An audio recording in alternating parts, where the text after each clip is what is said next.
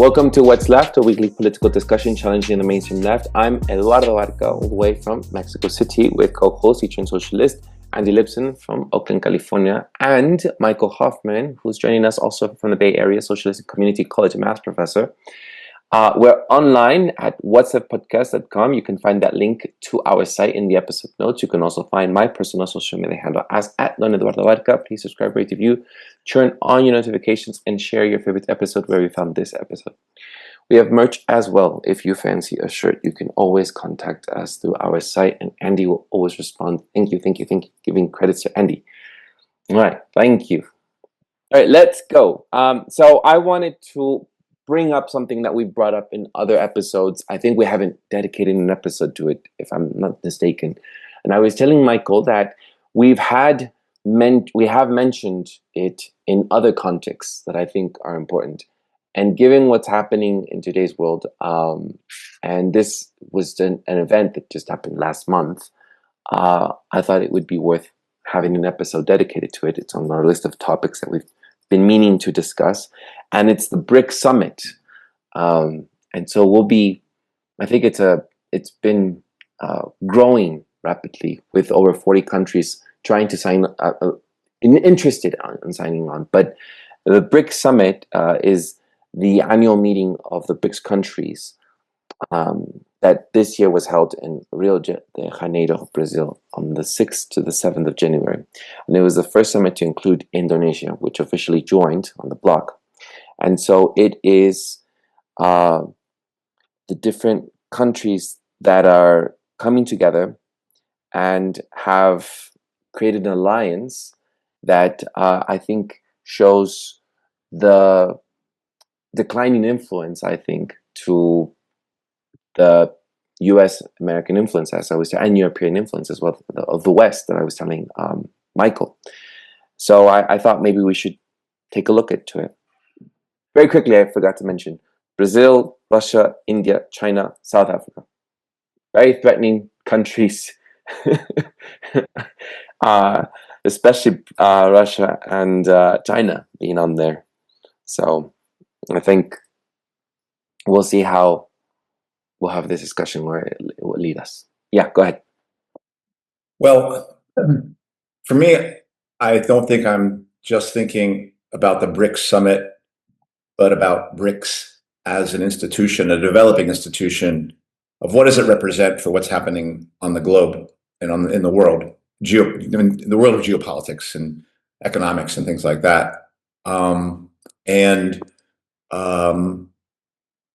I think an abiding question, which hangs over this in some ways, are the abiding questions that have come around things like Ukraine, the war in Ukraine, the war in the Middle East, and tensions developing in Southeast Asia between the United States and China. In some ways, it's the question of what we are seeing the development of a rival pole to a U.S. dominated globe, or I think there's an alternative view, and I'm just going to be citing stuff that Jeff Strahl sent us some things, and I think this, in some ways, well, there's three views I'll say. Is it a rival pole that could present a better way for the world to run, like, present a more fair, a more democratized kind of system that the U.S. would then have to kind of stop being so, authoritarian and through its rules-based system. I think there's a set of people who see that in terms of what BRICS represents. There's people I think what I have seen it as is just a rival pole, demarcating the fissure lines that are developing within capitalism which is, again, in its imperialist stage, where the world, when it's divided, will be redivided in the context of global crisis. And so what BRICS represents is a fault line, just no different than the battle lines found between NATO and Russia that align along Ukraine and can go down even into Syria and Iran and Israel, and then extends into the Pacific between Taiwan and China. That's how it is how I see that. This is how I see Brics as a representation of that growing fissure. And I think there's a third view out there that you will hear from. I think people like I'm going to speak for Jake or John Kleisik right now, but I believe he would more likely see it as sort of closer to a geopolitical head fake of seeming competition, which is largely going to actually drive like a global system towards towards a technocratic global takeover, actually, of interests that seemingly seem separate, but are actually in different places instituting similar policies of control that will ultimately link into a global system of control. Some of the articles that Jeff sent us have that view. I'm not going to necessarily say that he believes that, but those are some of the articles he sent, and I thought that was interesting to see and those people would definitely not see Brics as an alternative to the Western system in the way that some people who talk about multipolarity do. But those people are like, no, this is a new world order being constructed around us under a notion of competition, where hidden behind it is collaboration with implementation of digital ID system, a social credit system, financialization of the globe, that ultimately, in many ways, is being talked about like there's a controlled collapse of the U.S. The old economic order from the Bretton Woods thing to the fiat system that occurred after Bretton Woods to a global system that will kind of be run by the technocrats and capitalists. I'm not sure they would use that term. The united capitalist interests of the globe.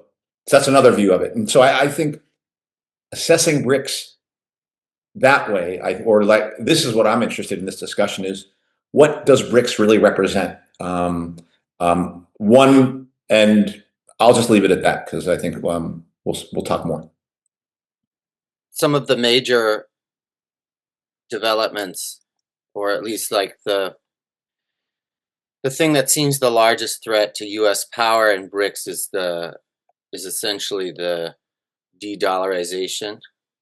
So I guess in thinking about where this is heading, I'm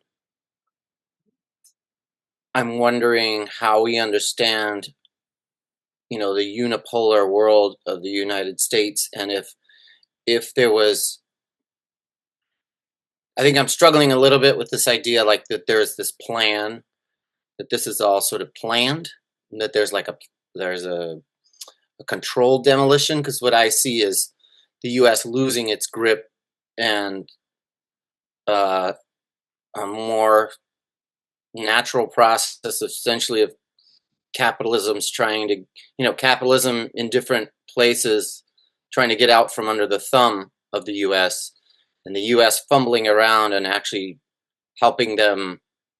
So one of the, like with the attack on Iran, we were talking about how that kind of thing pushes allies closer together, right? So the U.S., one of the things that I have learned a lot, have heard a lot lately about Brics is that the U.S.'s sanctions of Russia, that was like just basically seized billions of dollars of Russian assets, essentially pushed them to stop using the dollar, right? So the way that the global financial system works is that the dollar is basically used as a common global currency, and so the U.S. uses that as a lever of control. And to me, Brics is just people starting to get out from under that. But as we saw,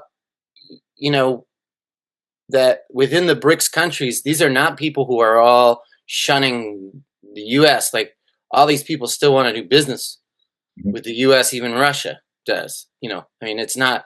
And I think the U.S. has made it hard, but it's not. China. Every single Brics country wants access to the U.S. consumer market, right? There's essentially. So I'm just wondering, is there a way in which is there a way in which this, really does represent sort of like organic capitalist competition taking form after a very sort of unusual unipolar world? Or is this, really sort of about strengthening control of the global oligarchy, or are those two things not separate? I don't know. I have a lot of respect for John Kleisig, by the way, and Alison McDowell. They are some of the most influential folks that we have had on What's Left, that have had ongoing discussions about what happens, what we think, and how we make it out, what's happening out in the world. I think the difficulty for me that lies is in seeing how everything we've discussed, I see like moving tectonic plates of competition. And I look at people like Fiona Hill, who is an insider. I think she was, I think John Bolton was her mentor. She just helped bring up my notes. She is part of the Brookings Institution, a leading Washington think tank that specializes in foreign policy and international affairs. And I was looking for my clip right now, but I'm going to be frustrated in which one of these hundreds of tabs that I have open, which ones are these are the ones I should share. So I'm just going to share what I wrote here. And she thinks that what I think is happening, which is the view of US influence after 9/11 and the Ukrainian war, has marked those wars. And even, I would say, I shouldn't say that, but I would say even after the Cold War, the competition on the global stage is a competitive one in which you see US American influence trying to hold on to its power because of other countries being tired of how much influence there's been after these wars. I mean, that's why China has emerged as a leading power and has also brokered, excuse me, I said brokered a negotiation in 2023 between Iran and Saudi Arabia, something that was needing to happen. And I see that happening constantly around the world, where you see, countries coming together in alliance and trying to resist Western power, which I refer to as Europe, the EUA, and the USA. And when I think about Jeffrey Stahl's article about using AI and a way of the fourth industrial revolution advancing in its agenda, I do think that's happening. But I think the competition for control over that power and influence over societies is one that is being fought over between countries to have a hold on the rest of the world. I don't think it's one unifying government that is going to be able to do that. Why would they? But that doesn't. I mean, that's why wars happen. That's why this is about who's going to be able to dominate the globe. So when I see insiders, you're constantly talking about there are external influences that are trying to compete over our US American interests, such as Fiona Hill is saying. I think she's right. I think that she's pointing out something in it and giving an alert and warning to the USA that they have to do something about these other countries aligning themselves to and confronting US hegemony. And that's competition to me. That's what that looks like. I see it as plain and simple as that. So that's my point of view, and that's how I'm coming at this when we discuss Brics and when we discuss the war in Ukraine, when we discuss what's happening in Israel. And we had a conversation with Kenny just what was it, last week, 2 weeks ago. And I do think that Israel is an extension of the USA's military arm in the Middle East. This is why that alliance is so strong, and why no matter if it is Democrat or Republican, that is not going to be an impediment or anything to tie that alliance. So forget any Democrat or any Republican. Forget that notion that you can cut that arm. You just have to drop and leave the Democratic Party, because they're just not going to. As much as Palestinian flags are being put up by liberals and voting for Democrats, they're never going to let go of that military arm. So that's the extension, and that's what's happening around the world. Whether it's trying to keep Ukraine, to keep Russia at bay, using the EU to maintain that war, or whether it's Taiwan being another area at the front of China, and whether it's continuing backing these coups in Africa to also keep its influence in Africa, because China is trying to have a strong influence in Africa. And I know this from my friend who lives in Chad and Cameroon, and so much Chinese influence and Chinese immigrants are there, and the negotiations and alliances that are happening between African countries and China, and it's a world of competition, because who's going to keep control of that over that phase of the fourth industrial revolution? Who doesn't want that data? Who doesn't want that AI governance? So that's the way I see it, as we've discussed many of these geopolitical moves. Well, I think we're all probably on the same page on that, so there probably won't be much of a debate here. No, but maybe which is fine, but I think what I may have questions, or where we might be differing, is when has that decline of the U.S. American influence declined? I don't know, Andy. I was thinking about this as I was listening to this whole lecture on Fiona Hill, as I mentioned her. When do you think this decline has happened, or do you think it was strengthened? Because I think it was after the Cold War, after 9/11, after the Ukrainian War, well, after the Iraq War, excuse me, which is 9/11 actually tied to 9/11, and yeah, so that's where I think. The other thing too, I had questions which we might delve into, is something that you said in your last episode that I said everyone to last night. I was going to refer to in very quickly, in the, what was it, in the episode? Well, I forget what number and how it was titled, but I shared it in the group last night. Yeah, and you made some prediction. It was about when Israel had started its war on Palestine. Yes, around October 7th. Yeah. So I had some questions around that. So maybe that's where this discussion could lead into. So I know. Well, so I don't know if I can answer. I'll try to answer that question. One question I heard was where did this start? Where did Brics, or where did the U.S. decline start, and where did the Brics rise emerge?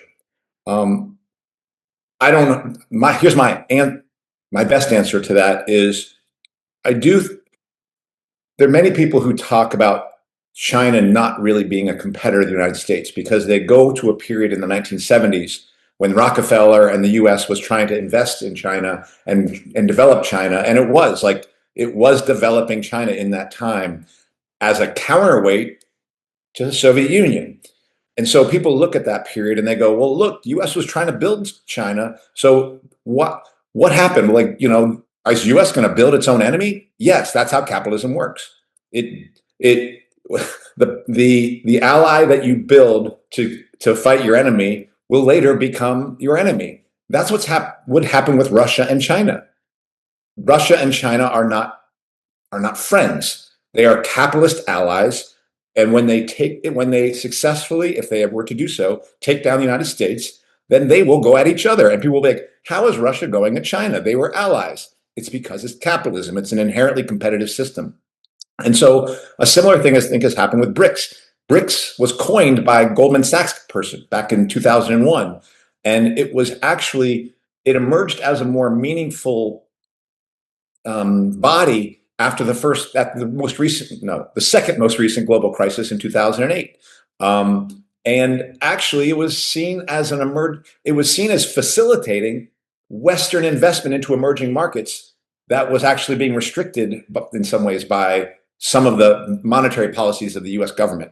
And so, like BRICS was seen as a Western investment place initially, and I actually do think that in the course of between 2008 and 2020, when the US felt its global hand slipping and increasingly went to more and more ways of dealing with its enemies, not through direct war, because it was finding itself bogged down in Iraq, bogged down in Afghanistan, and it was losing its imperial grip as a result of that. It was forced to go to sanctions and using financial mechanisms, using the IMF and World Bank to try to discipline its opponents. And I think step by step, slowly but surely, China in that same time sort of emerged more openly as an open competitor to the United States. So that's led to basically in 2016, I think let's see if I get this right. No, 2018, the official national defense strategy of 2018 that was put out was, we are done with the war on terror. This is 2018. We are done with the war on terror. We now have to develop ourselves for open wars with China and Russia and possibly Iran. But they were putting China and Russia as, we have to rebuild our militaries or retool our militaries to fight near peer wars. No longer can we fight these smaller wars. And that got extended in the National Defense Strategy in 2022. So that process, I would say, took about 10 years for it to be very clear in the United States that they were not going to be able to use China. One, they had already successfully used China to defeat one opponent, Soviet Union, back in the day. And I think they thought they were going to use institutions like the World Trade Organization and things like that and their bigger economic engine to make everyone basically do as the United States says. And that proves the United States proved unable to rule the globe just with its military and its major economy, and it found itself in competition with China and losing that competition, and therefore going to other mechanisms, the sanctions tool as a means of doing that. I think people talk a lot about de-dollarization as an aim for BRICS. I think that's where it may lead eventually. I want to say something about that. But I really think BRICS currently is just a means for all the countries that are being sanctioned by the United States to find an alternative place to trade with one another. And I do believe de-dollarization is an endpoint, but the last time a de-dollarization process happened was when the British, what is it called? The British crown. What was their piece of British dollar? I don't know. Which one is it? Does somebody know? Are you talking about the pound? Pound. The British pound, which was the global currency, went to the dollar. And that process happened right after the end of World War II. It took one global war and two global wars, plus massive debt that the British had as a result of that, to eliminate their currency as the global currency. And now we have the US dollar as the global currency that was really established by the Bretton Woods Agreement right after that. In my opinion, de-dollarization doesn't take place till after World War III, if there is an after World War III. And that's why I believe, because I want to show one thing that about that. So I'm going to show a few things. First off, so this chart shows, so the new development is the New Development Bank. This is the bank that's being created by BRICS as the alternative to the World Bank and the IMF, as the place where people will go for loans to do investment. And you can see, this is 2022, 2023, I guess. And you can see the World Bank is doing $400 billion worth of investment across the globe. That's all in dollars.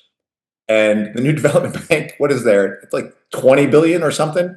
So like that's far away. In order for this kind of graph to change, I think we need a world war. That's what I'm just going to say that. Like I don't think that's going to change until there's a global war in which the U.S. and its dollar is destroyed, um, and China emerges, and Russia emerges, and India survive that and emerge as the new place from which the ash out of the ashes of that global war, a new world will be built through a new loaner, and that loaner will be the new development bank or some version of that, right?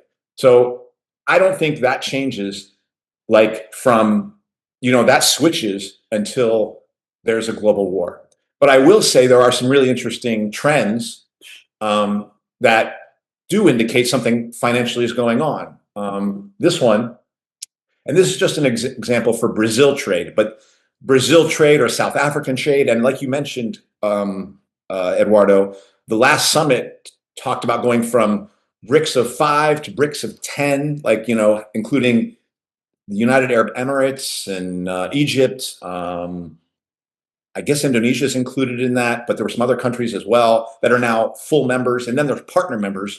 And what I think the plan or the idea is that increasingly the trade will, instead of being trade that is happening with the United States, as you see with this green line, is for Brazil, you're going to see more and more trade happen with other BRICS partners, particularly China. So that is going to be one thing. And BRICS has been explicit in saying when we do this trade, let's do it in our own currency. Let's not use the dollar to do this. And this has been the basis of the threat to the de-dollarization. And the other thing you can see is trade among BRICS nations is increasing. Now, this kind of graph I don't like, because if you notice, the bottom of the graph is not zero. The bottom of the graph is 500 billion. So it emphasizes the change. But there is a change, but it's not as steep as what you're seeing in terms of the increased trade among BRICS nations from 550 billion to 750 billion, about a 30 to 35% increase over a 3 or 4 year period. I do believe, like what Eduardo, you were saying, that the last economic crisis, which was really the fake pandemic that led to the Ukraine war, I think those are very much connected. Really, is the demarcation point for this moment of seeing BRICS rise as the actual competitor to G7 and so-called G20. And so, because it's not NATO it's competing with, it's an economic structure. It's an economic interaction, not a military one. It has a military implications because China has a military, Russia has a military, and India has a military, as we've seen recently. But the BRICS is more like a G7 as an alternative to G7. And we have seen a rise in BRICS representing larger amount of population, a larger percentage of global GDP. But here's one thing I'll say, and then maybe somebody else, but G7, I think, is more united because G7 is just the dog, United States, and the tail is all the rest of it. All those other players in there are just tails. They do not represent anything independent of the United States.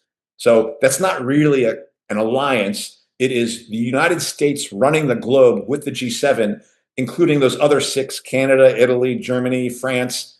All of them are just controlled by, they're puppies of the United States.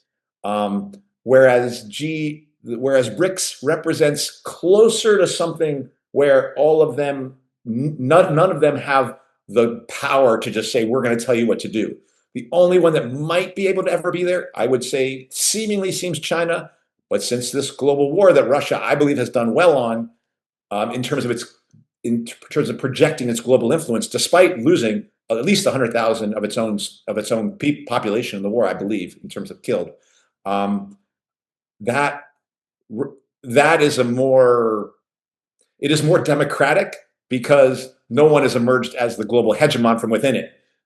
After World War III, we will see who's running the globe, and that will be whoever wins. If somebody can think of winning out of that. So that's what I would say about it. I think the biggest thing that you've highlighted is there will need to be a war to be able to destroy the economic system, to be able to advance the new development. Yeah, and like the de-dollarization process, I don't see happening like in this slow thing. I just don't see it. I think we're going to need to just destroy the goddamn globe to get to de-dollarization. Like after the nuclear war is over, we'll have de-dollarization. But it seems like the U.S. would force that to be the case. Meaning, like the U.S. is not going to let it go. So I wanted to just go over a timeline related to Brics, also to just so everyone knows how much Andy actually knows his shit. What Andy laid out is actually super accurate. Okay, so like 2001, the origin of the term brick. It didn't have the S at first, and it was coined by a Goldman Sachs guy. Basically, like how are we going to build better global economic bricks? Which basically means we got to invest in these emerging economies, and that was Brazil, Russia, India, and China. The first actual foreign ministers meeting is in 2006 as a little side meeting on the UN General Assembly, and then in 2009 you have the first. Sorry, Michael. Yeah. Foreign ministers of the BRIC people, or is that foreign ministers of Brazil, Russia, India, and China. Yeah. So like the governments actually officially talk. And then they have an actual summit in 2009. And when South Africa joins in 2010, it's seen as a sort of a more political move, which I don't fully understand. But then in 2014, they actually developed the alternative to the IMF.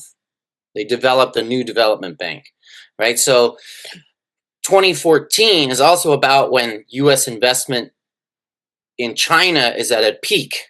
Okay, so like it wasn't, you don't have to go back to the 70s. You can just look at Apple. I mean, Apple had like 90% of its manufacturing was in China, and that started declining around 2012, around 2014. So there's like that's also the period basically when they found the new development bank. That's when it's like, oh, they're actually setting up an alternative system that we don't have control over. And then really the massive expansion happened just a few years ago, where they just added 6 new members in 2023, and now it's up to 11, including Egypt, Ethiopia, Iran, Saudi Arabia, UAE, right? So this is really looks like, as Andy was saying, it really does look like the G7 is a unipolar system, and and BRICS does represent more of a multipolar system. That doesn't, that doesn't mean it solves all the problems, but like as Andy is pointing out, like even if somehow the U.S. quietly went into a subservient position in the world. Right.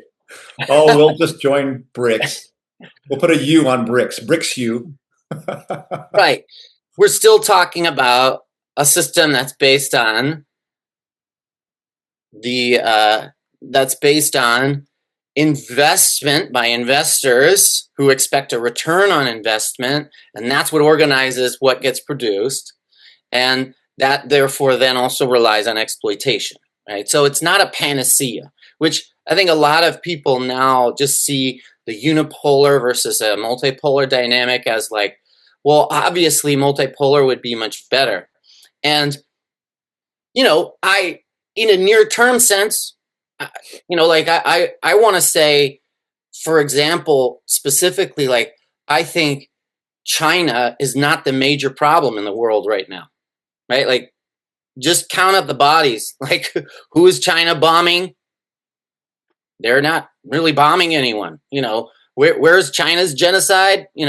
So there's a lot of nationalism that's tied up in liberal politics now, where like we're supposed to hate Putin, we're supposed to hate, and we're supposed to know, oh, China is so bad, right?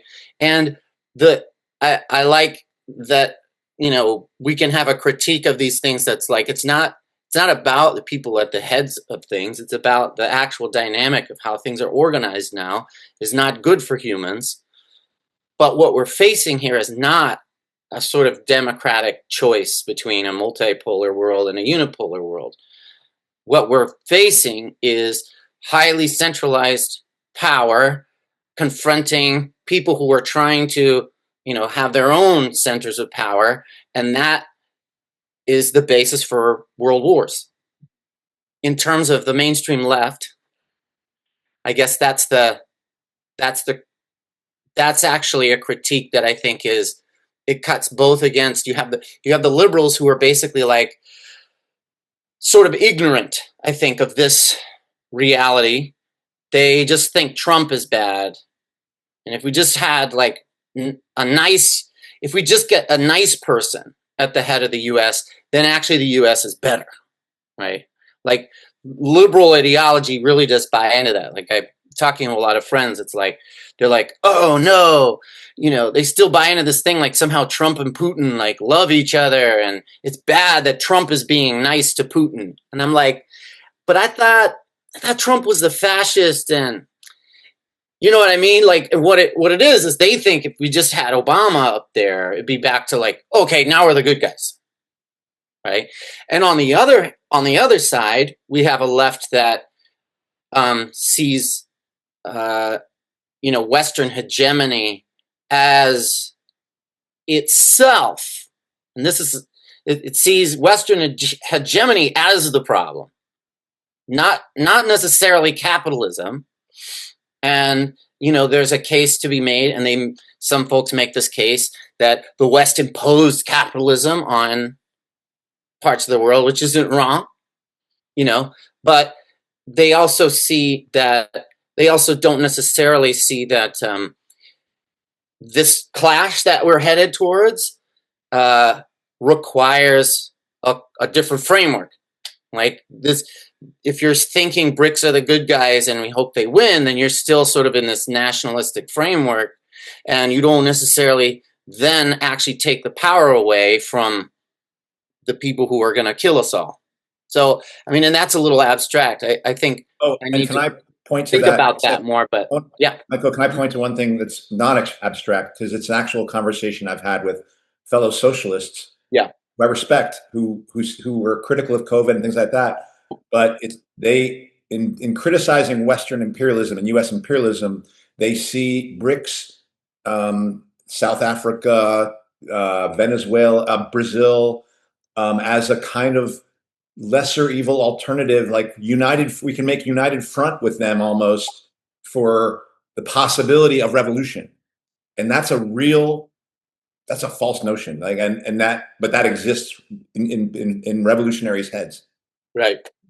And I can't tell if that argument feels harder to take up for me because we don't have an international movement where it's like, because to me, the question is what role does, and I'll just be explicit, like what role does the Chinese Communist Party play in building a global revolution? Because what I see is, they're a slow road to socialism, that's what they call it, is basically integrate itself, build its economy within the context of world capitalism, and sort of slowly turn things into, a slightly less deadly, less cruel system, right?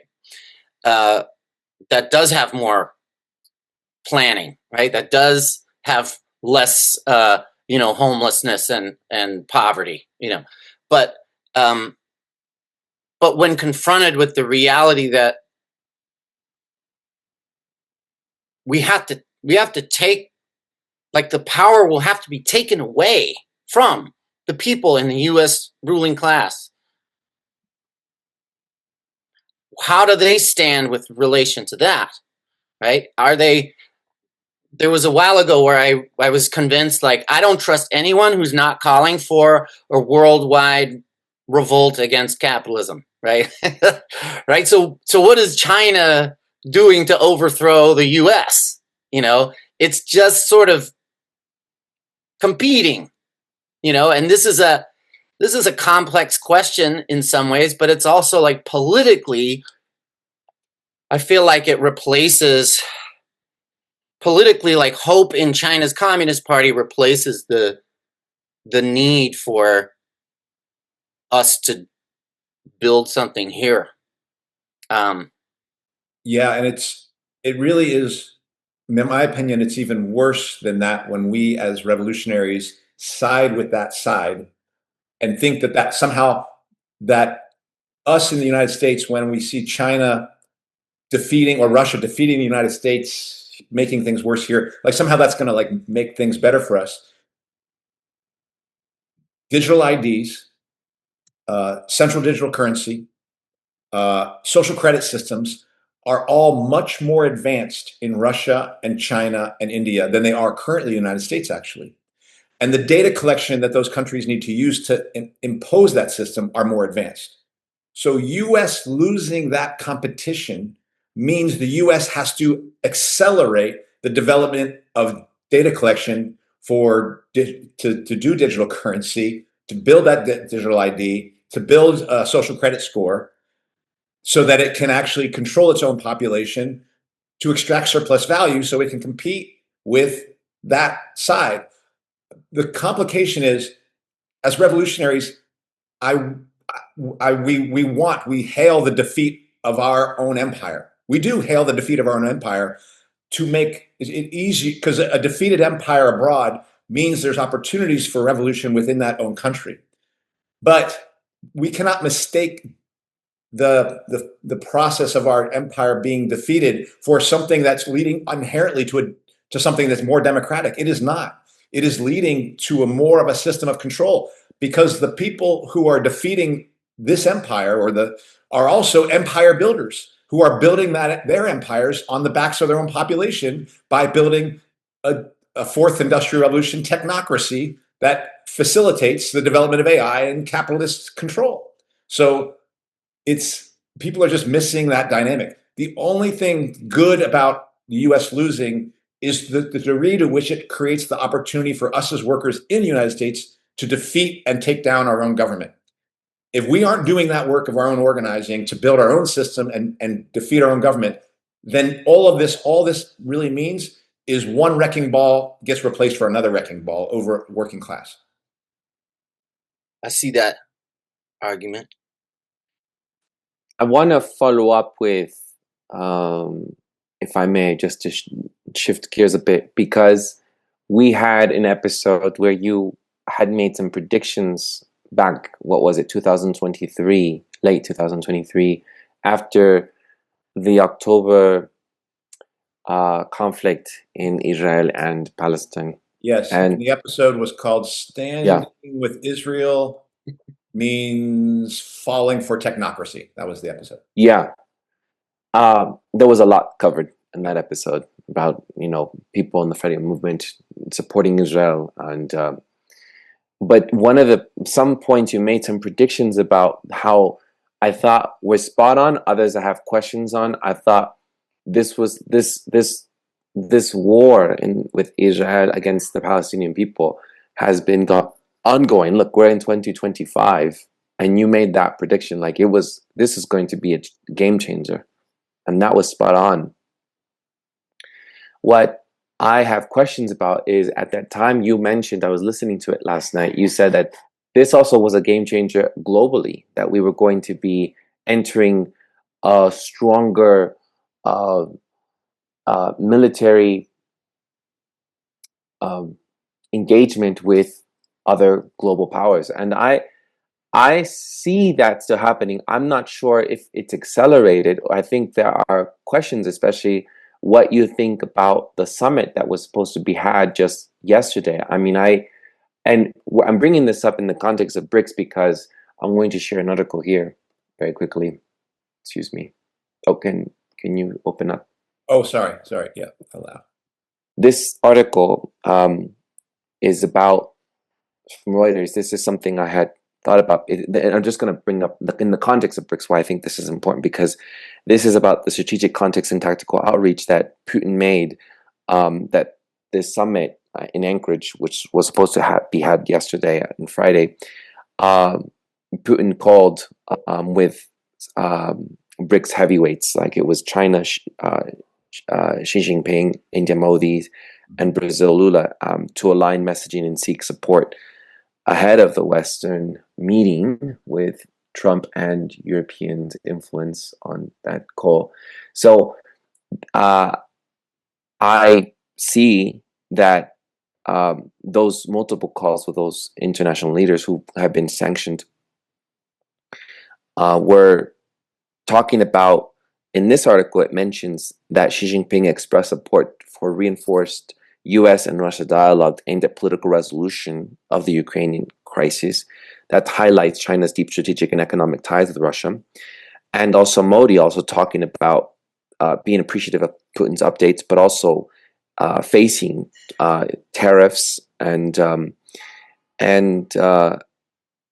it seems to me, I guess what I'm trying to understand is there are talks in trying to solve the crisis that's happening, and maybe that is what's happening, that there is a desire for maybe a ceasefire, maybe a peace, I quote that, peace, trying to, and maybe trying to bring down the heat in at the global stage.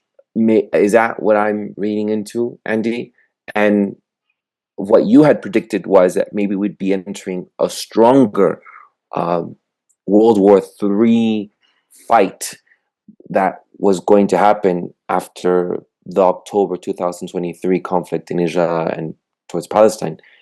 And I'm not sure if I'm seeing that right now, or what do you think is maybe happening? Is this article deceiving that and trying to put just maybe a band-aid on the situation so that maybe world powers can regain ammunition? Maybe that's what's happening. I kind of think that, but I've not seen the at the level the World War II, given after 2 years where we're at. So maybe you can revisit that conversation. Can you? Oh yeah. Sorry. So anyhow, people can look at this. This is what I was looking. It's a good article. I like it. Anyhow, so that is the tie to the Brics conversation that we're having and to recent current news because of yesterday. I didn't know that article thing, but I'm kind of tired of my bored head saying what it's saying. So I kind of would like to hear how Michal would respond to that question, and then I think I'll have my answer. Unless you don't have a response, Michal. I do. I think what we see is a hardening of the Brics, like the Brics bloc is being forced essentially to coordinate more. And when the US is calling for a ceasefire, it's not because they've given up on the goal of controlling the world or controlling Russia, trying to control Russia. It's because they need to pause and pivot. So if you listen to Brian Berletic, he's very clear. He shows the policy papers and the articles, which is, essentially the U.S. industrial base is behind Russia, which is why Russia is winning, actually. And that's why they had to go around the world and get Europe to to up its defense spendings. And they want Europe to take over, essentially, expanding NATO until Russia is weakened, until Russia can be broken up, or literally they would like Russia to fail, or they would like Russia to be completely under their control. And they say those things in different ways in their own policy papers. The US has to pivot to China, seeing it as the number one peer competitor. That's literally what they say. So this is, in Brian Berletic's words, or in what Brian Berletic says, and this is also from the policy papers, they just need to pause the conflict as part of the strategic sequencing so that Europe can take over. So I do think it literally has to do with rearming and reorienting. And I think that, you just have to look at the pattern of suddenly the U.S. calling for a ceasefire. They don't do those things because suddenly they really want peace. They do those things because it suits their interests, and they're getting hit hard, and they're stretched thin in terms of their war capacity right now. Before you go on, Andy, though, but we had a similar discussion in some episodes about this as well, and I think that's I'm in agreement with that. But do you think that what you had predicted back in 2023, and we're in 2025 now, is at the level of what you had predicted, though, that we would be entering so many more proxy wars and so many more stronger, maybe how do I just, I don't have the words for it, but like we would have had at this level more I don't know how to say, like more open conflict. Yeah. All I could have said at the time that I would still hold to is this: we are going to see growing, that World War III will continue to grow and build as an obvious world war. So, and I believe we're seeing that, and I believe we have seen that since. I didn't know the pacing of it, but that's why probably even the big thing that came after the Israel's conflict, or the attack on Palestine, was then the fall of Syria, and the attack on Hezbollah, and the cementing of Iran with Russia and China as reaching more agreements on how they're going to work together. And then more recently, it was the election of Trump, in which the U.S. has been trying to pull itself out of this so it can pivot to fighting in the South, in China, like it can pivot to taking on its main competitor, because it's kind of stuck. It was hoping to trap Russia, but it's in fact trapped itself, and then it's trying to extricate itself from that trap. So, and this is why it is an expanding war, because what they're saying is, we want Europe to double its arms output, go from 2% to 5% of its GDP, in terms of war making, so that it can join the war in totality, and then we can take the war over to China, So that is a massive expansion of the war making going on, when you can get everyone to let's all join in. That U.S. has not been able to do that because Russia's winning the war. So, and Europe is not in a position to do what it's doing. So yes, I would say that things have expanded.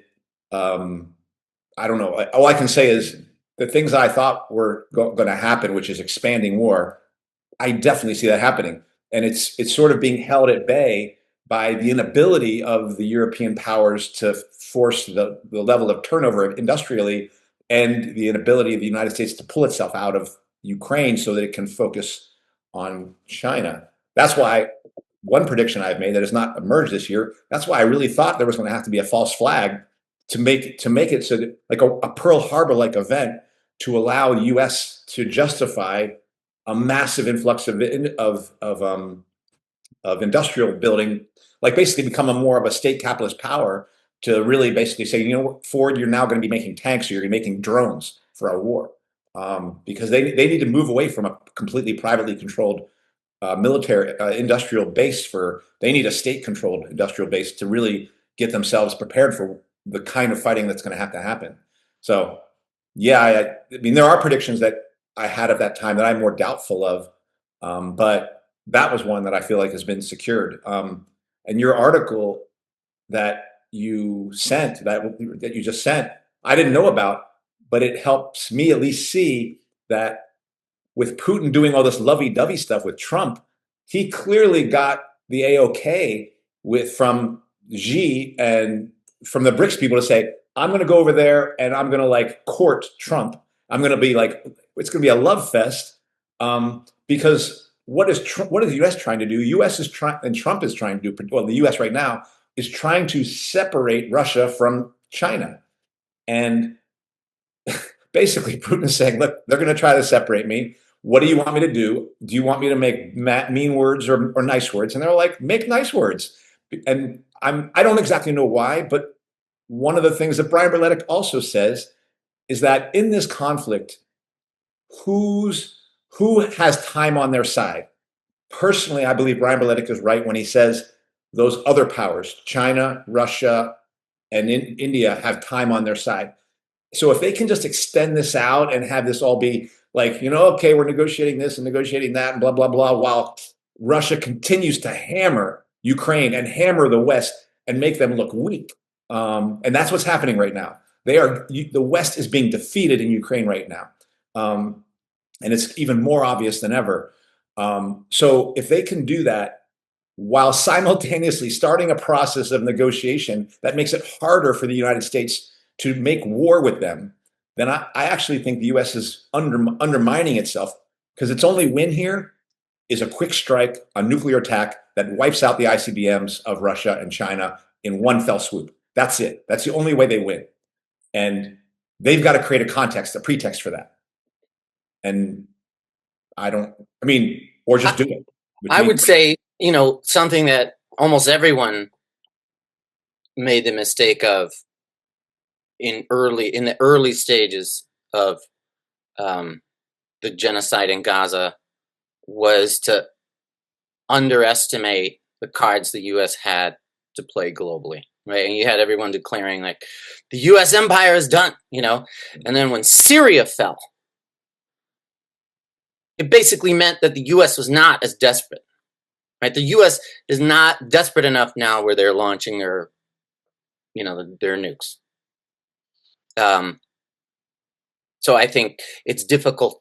That is difficult for everyone to predict that the U.S. would not be as desperate. But I also think when you look at like the graphs that Andy shows, like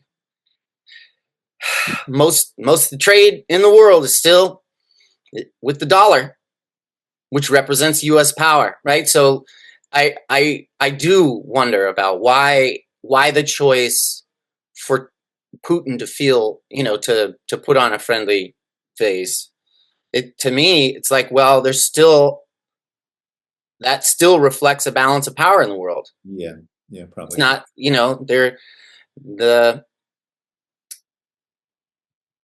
that growing bloc that's against the G7 is not dominant, and they know it. But I also think that there's a lot of truth in the idea that economic realities are on the side of the Brics countries, essentially because you can only have so much growth in any one economy, and the less developed economies are where there's going to be more growth. And so if they just keep playing this game, the U.S. is going to keep declining, and they're going to keep growing. So, but it does seem weird that Putin would be like, oh yeah, great, Mr. Trump. There's stuff I don't understand about that, for sure. Yeah, me too. But it doesn't. And it's one of those things where like I do feel confident about the broad outline of things, but like there's a lot of stuff that happens like that I don't fully grasp. It's an interesting question. I would like, I think we'll learn more after things happen after the summit about like what exactly did Putin get out of that, what was accomplished, but it's definitely a sign that the U.S. is not done yet. And I'll just say one thing about, and I also I don't exactly know what the game is there. They all know. Everyone knows they're playing a game. Everyone out even kind of knows the cards they're each holding at some level. I'm sure there are some cards they don't. I think one of the mistakes I make. So if you asked me, so we heard Madeleine Albright say, we can kill 500,000 Iraqis, and that's all good. It's all good. I feel pretty confident that Madeleine Albright, Bill Clinton, Barack Obama, Donald Trump, and Joe Biden could say the same about U.S. citizens. 500,000, fuck them. They dead. If that's what we need to do, that's what we need to do. That's also true with Putin.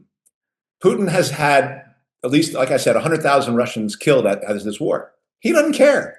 All he knows is that's the blood sacrifice that was needed for me to be in a better position in strength. So thank you for allowing me to kill 100,000 Russians so that we're stronger now. So I keep forgetting that these are all fucking capitalists. They don't care about how many get killed in their country. That doesn't matter. In fact, they're all exploitative. They all hate their own population. They would have sex with children. They would do pedophilia rings, just like there's Epstein Islands all throughout Russia and China, like some versions of those. So I just have to keep remembering these are capitalists. Like, so I almost got to this thing like, wouldn't he be angry that 100,000? No, he's not. It's like, dude, I'll kill 200,000. If it takes me to kill 200,000 and I come out like the world conqueror that I am, thank you, United States, Donald Trump. I'll give you a kiss, And so part of me thinks that. So, but it's not even personal. All this shit is just some kabuki theater so they can all rule the globe at the end of the day, like Pinky in the Brain. Yeah, I thought it was. So my critique of Brian Berletic lately has been, he's like, and Putin's going to fall for this again? I'm like, wait, you really think like Putin is dumb? Like, and that the US is the only conniving, like, it doesn't work like that. Like, yeah, Russia already knows all the stuff you're talking about, Brian. It's not about, and that's the mistake people make, is that like, they must want some sort of justice or democracy. It's like, no, they don't. They have to play the same kind of game. Did your question get answered? What do you think, Eduardo? Are we farther or closer to World War III? No, I think when I reflect back on past episodes, I look at our ongoing discussions about world events and keeping track of those two things, the Fourth Industrial Revolution, agenda items, and World War III. And the thing that from that episode, when I looked back on it. Did you? Yeah, I did. I thought particularly after you brought it up that I would reassess. Is at the time I was like, what the hell is this?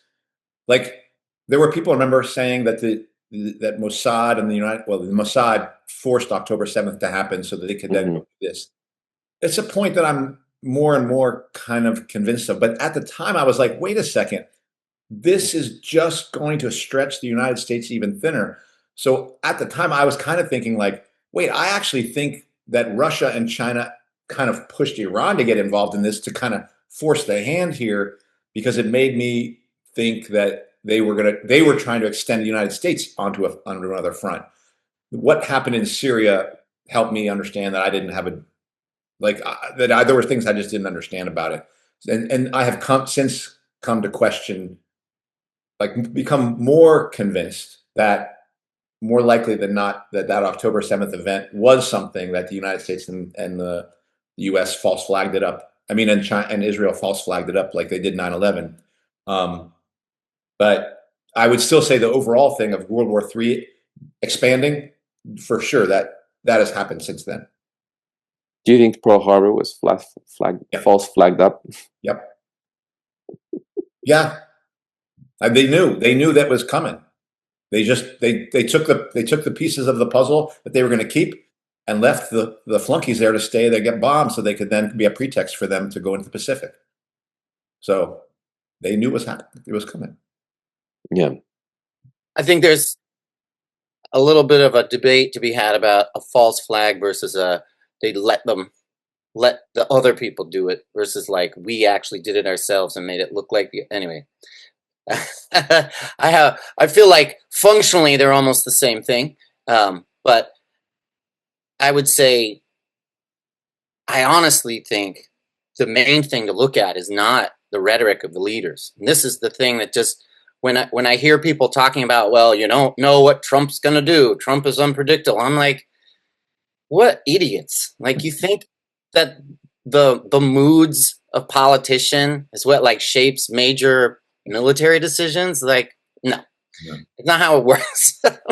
And the main metrics to look at is that differential between dollar, like how much ground are they making on dollar, on de-dollarization. It's not gonna suddenly shift, but the more ground they make, the more it makes the U.S. desperate, right? So kind of like the more fundamental metrics are the growth of the Brics bloc and how desperate the U.S. will be to claw back its position.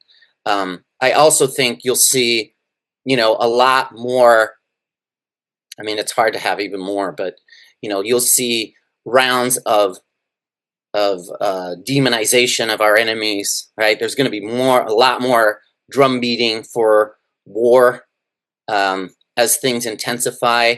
As the U.S. becomes more able to have open military strikes with its military, it's gonna we're gonna see that be led up to with the evil empire of Iran and the evil Russians and the evil Chinese, and that will usually be followed by some act of aggression. But a lot of this is going to play out through the proxies. A lot of it has to do with Europe and its connection to Ukraine and NATO, and Israel. And I'll say one question, one kind of question, in the same way that Michael and you, Eduardo, raised the question of what is Trump or Putin doing there. One question that comes up for me is, knowing that the U.S. ruling class is not dumb and they know what they're doing, why currently are they doing all these secondary sanction threats to everyone around Russia, when the way it's been talked about is BRICS might be big, but it's weak because it's divided?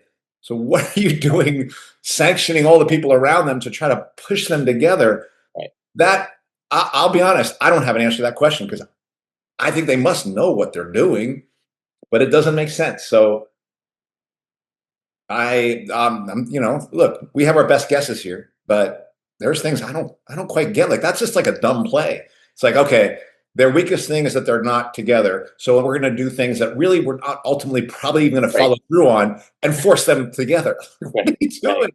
And maybe that's where that single hegemonic currency thing comes into play, and that's why some people, like Jeff was sending that, the thing which says the larger picture is there are different currencies and different digital currencies, but there's going to be a single hegemonic digital currency that, even if it's not called single hegemonic digital currency, is going to act like a global digital currency that they're going to use to control us all. So I still have to say, well, there are things out there going on that make more sense of that model than this competitive one that we all, I think, largely adhere to.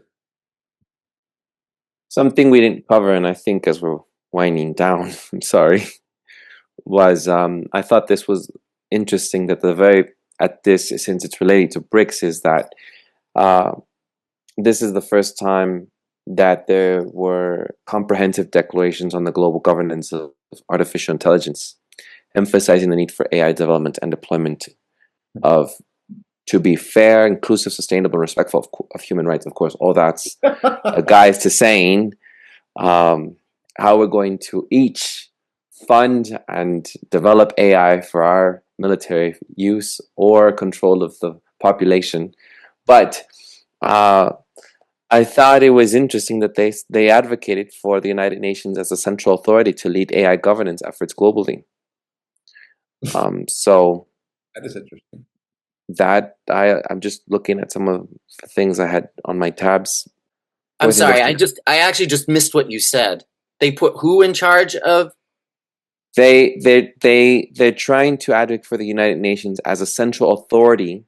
The United Nations as a central authority. I thought you meant who, like WHO, by the way.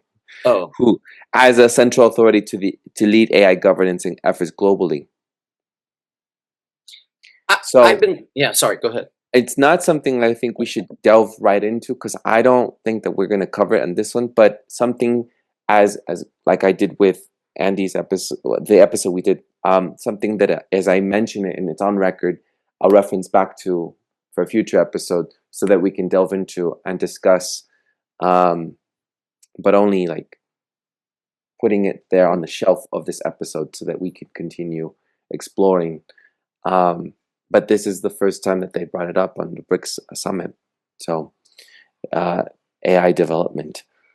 And so that's all I just wanted to shelf on it. I don't know if anyone wants to make a comment on it. I do. No, I've been thinking about this question since I started talking to Andy again, way back, since I started listening to you all. And I think there's the debate is kind of like, is there really how united is the global ruling class? And there's the two different, the model I tend to lean towards is like that commodity production actually reproduces the same kinds of dynamics as if everyone was talking and coordinating, right? It's like AI is the new efficiency tool. It's a technology that if you don't use it, then you're going to fall behind, right? So in that sense, it lends itself towards spreading and spreading globally, and I think that there's a deeper idea that I want to explore, which is that the commodity form itself, like if something is a commodity, that is control, right? So there's this idea of there's this like market and things are being sold and your data gets bought and sold on the market, and then there's like the state that then wants to control everyone, and why are those things? Those two things seem at odds at times, right? So like they seem like seems like war might be bad for business. People say things like that. Liberals say things like that, but really, a commodity is something that is owned, right? That is controlled, right? So like social control of human beings in the context of commodity production go together. So very concretely, like if you are making money off of selling data to market things to people, then what better way to do that than to have a completely centralized data collection? And that also means, like, if you're controlling people's actions, or at least recording and shaping people's decisions, then you're in a much better position to also prevent them from rebelling. Like those things go together, right? And it's almost like it's the system, stupid. It's not a secret. There are secrets, right? But in a way, it's also like it's the open secret of that social control goes hand in hand with commodity control. And we are more and more commodities, every aspect of our being. And that's why these things are converging. So it's an interesting debate, though, because I learn all this stuff about like the organizations that are actually putting out all these ideas. John Kleisek is like an expert on like all these different organizations that are shaping policy in different ways. And to me, that data, those data points to me confirm like, yeah, this is what the system does. It creates people with these incentives, and these are the ideas that they have in order to implement. So long story short, every capitalist wants AI to increase efficiency, and with efficiency comes social control. Yep. So it's happening because that's how capitalism is developing. Mm-hmm. They don't have to be on the same page. And I think you're right to center it in a simple thing. It's not simple, really. Commodity production. I gotta say though, I'm not. I'm looking for hope that there's going to be some sort of deep rebellion against it, and there's like little wimpy glimmers. It seems like, but Yeah, that's a So, in all honesty, I'm fairly demoralized these days. yeah. It's not looking good, but glad to Yeah. be with you guys. At least it makes sense when I talk about it with you all. Yeah. Well, I think we'll keep a lookout for more Brics development as the years go on with what's left analysis. So maybe it'll be a yearly annual reflection episode on Brics and its connection to the rest of other world events that are happening. And before we sign off, I will say that I did contact Jeff Strahl to ask him to see if he wanted to join us for this discussion, but he couldn't make it. So, folks, if it seems like we engineered agreement, but that didn't happen. I actually thought having Jeff here would be a helpful kind of counterweight to maybe some of the things we were saying, Right. And maybe that will happen on another day. And Jeff may insist that he says, "Hey, look, I want on that show so I can tell you guys what for." So I invite you, Jeff, to do that sometime. Yeah. Well, I look forward to an episode with Jeff, and I also look forward to what you all will be coming up with for the following week, since I'll be out. And a future episode, I think that's going to be a special episode with someone we've mentioned their work here on What's Left. Which one's that? Fabio Vigi. Oh yeah, right. Good.